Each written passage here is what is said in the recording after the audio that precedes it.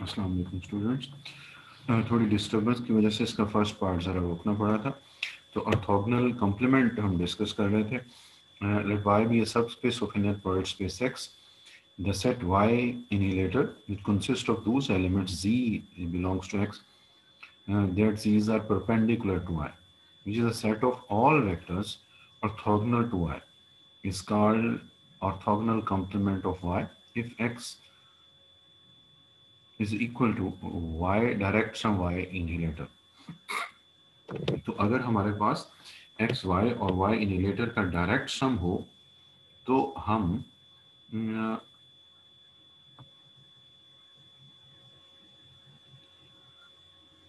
Y इनिलेटर को orthogonal complement बोलते हैं वाई का, यानी कि वैसे तो वाई का इनिलेटर होता है।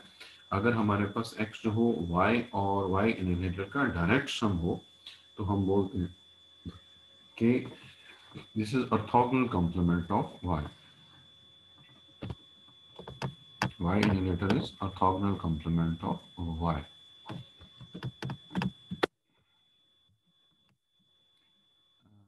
हम ये दो डेफिनेशन जस्ट इसको रीड करनी थी। हम दोबारा स्टार्ट में जाते हैं जहाँ से हमने एनिलेटर डिफाइन किया था।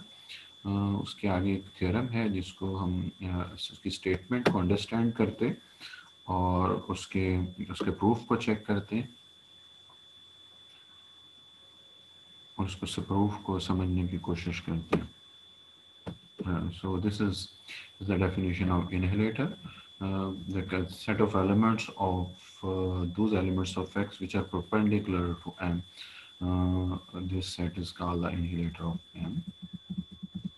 तब हमने प्रूफ किया कि जो इनहेलेटर होता है वो किसी भी सेट का इनहेलेटर वो मेन स्पेस की सब स्पेस होता है। इसी तरह से ये थ्योरम था जिसकी हेडिंग में थोड़े इससे रिलेटेड नाम दिया गया कि direct sum projection theorem.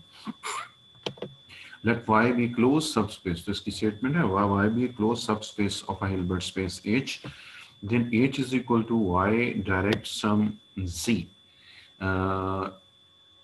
Z is equal to Y inhalator.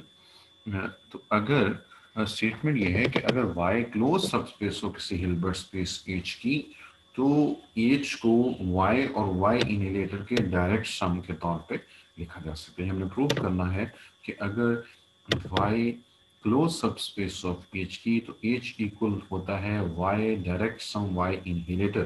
तो Y इनहेलेटर को जैसे यहाँ पे स्टेटमेंट में हमने नाम दिया है Z का, तो यहाँ पे लिखा हुआ Y direct sum Z where Z is Y inhibitor.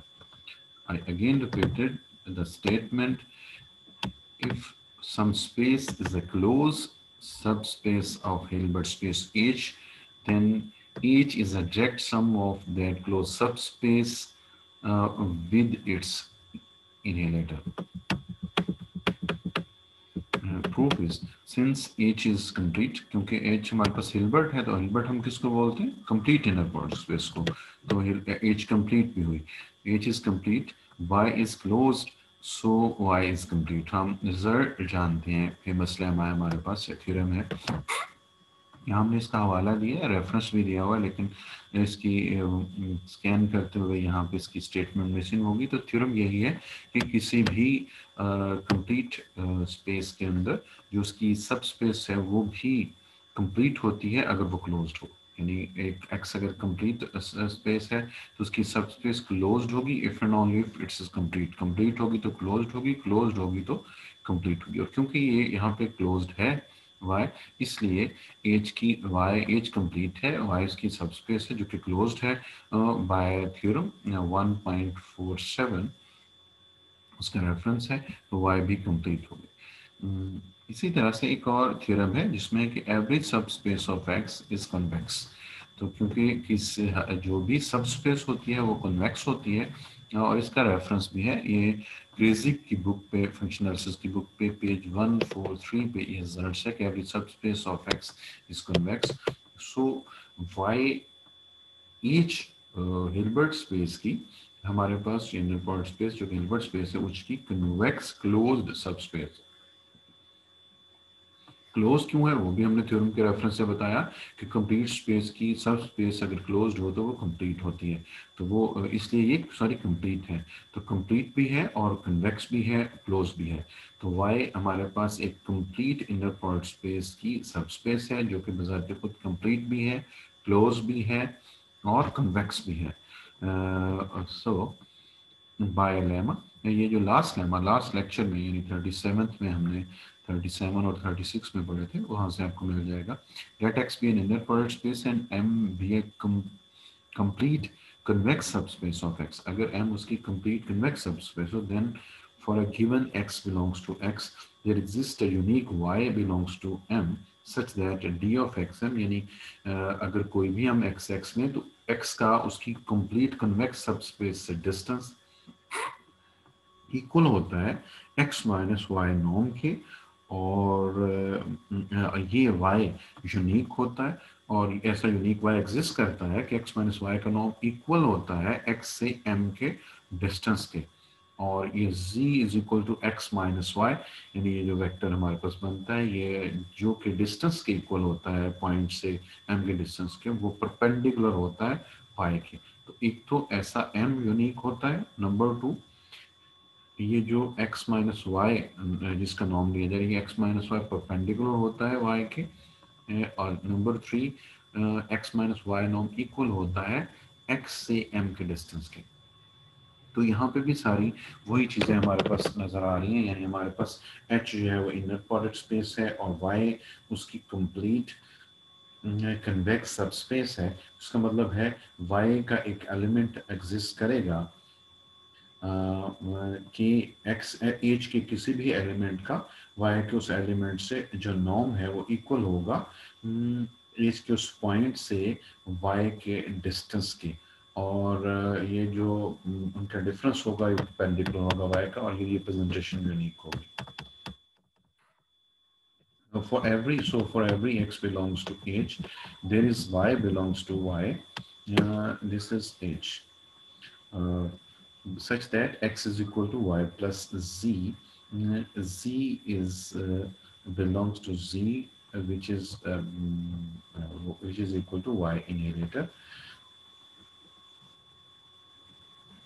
To prove uniqueness, we assume that, तो यहाँ से हमने बताया कि ये z इक्वल होता है x माइनस वाई के, तो ऑफ x किसके इक्वल आ जाएगा, y प्लस z के, y प्लस z के हमारे पास इक्वल आ जाएगा। तो इसका मतलब है क्योंकि ऐसा किसी भी x के लिए हम कर सकते हैं, यानी एज के किसी भी x के लिए y का एक y हमारे पास होगा कि x माइनस वाई जो होगा उसका नॉर्म पॉइंट से y के डिस्टेंस के इक्वल होगा, और x माइनस वाई जो होगा वो y के परपेंडिकुलर होगा, यानी y इनहेरिटर को बिलोंग करेगा, और इस x माइनस वाई को हम z के इक्वल सपोज करते हैं। सो इसका मतलब है कि हमारे पास एज के हर एलिमेंट को क्योंकि एज के हर एलिमेंट के लिए y एग्जिस्ट करेगा और x माइनस वाई z के इक्वल होगा, और यहाँ से हम x को y प्लस z लिख सकते हैं। इसका मतलब है एज के हर एलिमेंट के लिए y का एक एलिमेंट एग्जिस्ट करेगा सच दैट x इक्वल होगा y प्लस z के, जिसमें से y से आ रहा होगा और z जो होगा वो हमारे पास परपेंडिकुलर होगा y से, मीन y के इनहेरिटर को बिलोंग करता होगा। सो ये हमने थ्योरम का फर्स्ट पार्ट प्रूव किया। डायरेक्ट सम की डेफिनेशन के मुताबिक कोई भी स्पेस अपनी दो सब स्पेसेस का डायरेक्ट सम होती अगर उसके हर एलिमेंट को उन दो सब स्पेसेस के सम के फॉर्म में लिखा जा सके, और सेकंड पार्ट था कि ये रिप्रेजेंटेशन यूनिक होनी चाहिए।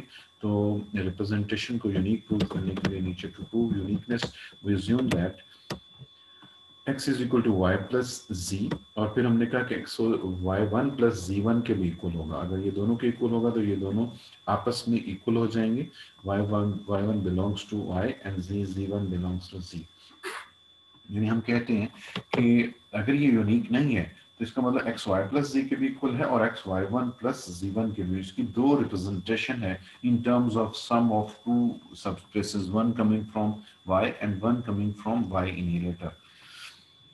देन बाय इक्वलिटी अगर ये दोनों x के इक्वल है तो ये आपस में इक्वल होंगे, और यहाँ से अगर हम देखें तो y minus Y one y को बिलोंग करेगा, y because y is a subspace, और but z minus g one belongs to y inheritor, ये बिलोंग करता है y इनहेरिटर को, क्योंकि इनहेरिटर भी सबस्पेस होती है, हमने पीछे प्रूव कर चुके हैं, और सबस्पेस भी होती है, और सबस्पेस की वजह से उसके दो एलिमेंट्स लें तो उनका डिफरेंस भी उसी में लाई करेगा, यानी एक का एडिटिव इनवर्स होगा और इन दोनों को सम करेंगे तो उसको बिलोंग करेगा। That implies y minus Y one belongs to y inheritor, y क्योंकि y minus Y one equal है z वन माइनस z के, या z माइनस जी वन के हमारे पास इक्वल है, और ये y इनहेरिटर को बिलोंग करता है, इसका मतलब ये भी y इनहेरिटर को बिलोंग करेगा, और अगर ये हमारे पास y इनहेरिटर को बिलोंग करेगा, ये आगे रीजन भी बताई हुई है, तो इसका मतलब है y minus Y one y में भी है और y इनहेरिटर में भी है, सो इनके इंटरसेक्शन को बिलोंग करेगा, और किसी भी स्पेस का या सेट का उसके इनहेरिटर से जो इंटरसेक्शन होता है वो जीरो एलिमेंट के इक्वल होता है। इसकी वेरिफिकेशन भी यहाँ दी गई है कि क्यों किसी भी सेट का उसके इनहेरिटर से इंटरसेक्शन जीरो के इक्वल होता है, मतलब उसमें सिर्फ एक एलिमेंट होता है जीरो वेक्टर, एक्स अगर कोई एक्स बिलोंग करे वाई इंटरसेक्शन वाई इनहेरिटर से तो इसका मतलब एक्स वाई में भी होगा, एक्स वाई इनहेरिटर में भी होगा, और अगर इनहेरिटर में होगा तो इसका मतलब है इनहेरिटर की डेफिनेशन क्या है कि उस सेट के हर एलिमेंट की, उस सेट के हर एलिमेंट सॉरी उस सेट के जो इनहेरिटर का एलिमेंट है उसकी वाई के हर एलिमेंट के साथ इनर प्रोडक्ट जीरो, जब वाई के हर एलिमेंट के साथ इनर प्रोडक्ट जीरो होगा तो x भी तो y का ही एलिमेंट है यहाँ से, तो इसका मतलब है x का x के साथ भी इनर प्रोडक्ट जीरो होगा, और इनर प्रोडक्ट की डेफिनेशन है अगर एक एलिमेंट का अपने आप के साथ इनर प्रोडक्ट जीरो हो तो एलिमेंट जीरो होता है, तो यहाँ से प्रूव हो गया कि अगर कोई एलिमेंट इंटरसेक्शन को बिलोंग करेगा तो वो जीरो होगा, that's mean y minus Y one जो को y इंटरसेक्शन y इनहेरिटर को बिलोंग कर रहा है ये जीरो है, यहाँ से जो हो गया y वाई वन के इक्वल है, यहाँ z जी वन के इक्वल है, क्योंकि अगर y वाई वन के इक्वल होगा तो हमारे पास y minus Y one zero हो जाएगा, Z one minus Z zero हो जाएगा, यहाँ से जी वन जी के इक्वल आ जाएगा। So x is equal to y plus z is the unique representation. ये unique representation होगी. Then h is the direct sum of y and y inheritor. तो ये हमारे पास इस थ्योरम का प्रूफ था कि अगर हमारे पास y एक हिल्बर्ट स्पेस की क्लोज्ड सबस्पेस हो तो h जो है y और y इनहेरिटर का डायरेक्ट सम होता है। This is the second part of this lecture. हम थर्ड पार्ट नेक्स्ट में डिस्कस करते हैं।